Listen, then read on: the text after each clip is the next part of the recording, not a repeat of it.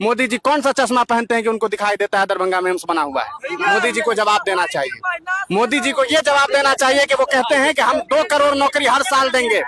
इस हिसाब से 10 साल में 20 करोड़ लोगों को नौकरी मिलनी चाहिए। बताए कि कितने करोड़ लोगों को नौकरी दिया है?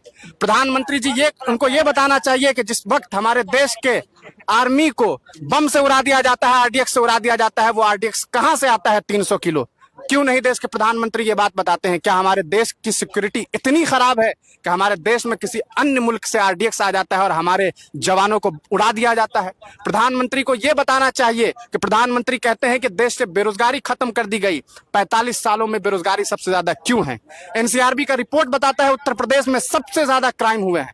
प्रधानमंत्री को बताना चाहिए कि क्राइम क्यों नहीं कम हुआ है। प्रधानमंत्री को यह बताना चाहिए कि प्रधानमंत्री जो कहते हैं जा करके कि कांग्रेस की सरकार आएगी तो लूट लेगा, बताए कि इलेक्टोरल बॉन्ड में प्रधानमंत्री ने उस वैक्सीन की कंपनी से पैसा क्यों लिया जिसके वैक्सीन की वजह से आज देश के लोगों को टीटीएस होने का खतरा है, यानी कि उन्हें हार्ट अटैक आ सकता है, ब्लड क्लॉटिंग हो सकता है, ब्रेन स्ट्रोक हो सकता है। प्रधानमंत्री जब उस वक्त वैक्सीन लगवाते हैं तो बड़ी बड़ी तस्वीर लगा करके कि वैक्सीन जैसे प्रधानमंत्री जी ने खुद से बनाया हो, नाला के पानी से निकाल लिया हो और उसी के गैस से वैक्सीन तैयार कर लिया हो। प्रधानमंत्री को यह बताना चाहिए। प्रधानमंत्री को यह बताने की जरूरत नहीं है कि इस देश में, इस बिहार में जो है यहाँ के शहजादे जो तेजस्वी यादव को टारगेट करते हैं, वो कहते हैं कि तेजस्वी यादव चाहते हैं कि यहाँ की जो सेना है उसमें कौन हिंदू है कौन मुसलमान है।